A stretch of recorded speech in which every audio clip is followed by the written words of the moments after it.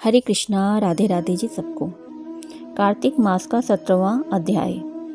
नारद जी कहते हैं, जब नंदी और कार्तिकेय आदि वीरों ने दैत्य सेना को रोकना शुरू किया तो उन्हें देखकर दैत्य क्रोध से द्वंद्व कर युद्ध करने लगे।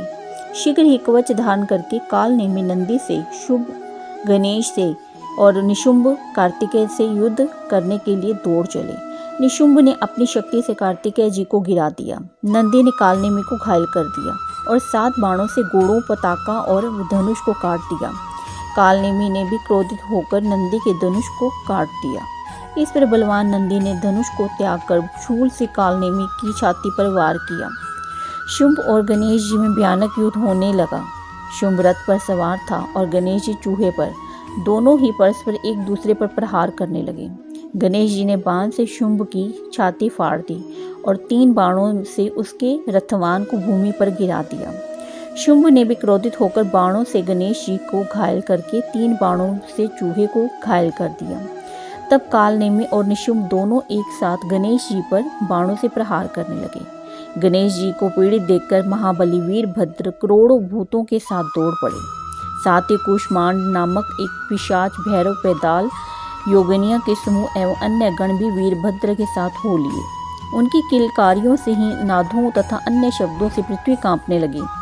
भूत दौड़ते और नाचते हुए दैत्यों को खाकर उछलने कूदने लगे।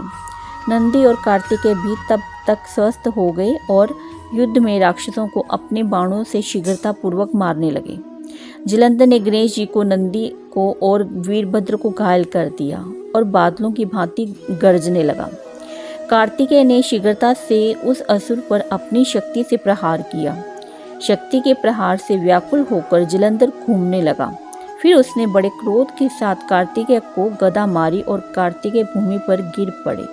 इसी प्रकार उसने नंदी को भी भूमि पर गिरा दिया। इस पर क्रोधित होकर गणेश जी ने उसको गदा को फरसे से काट दिया।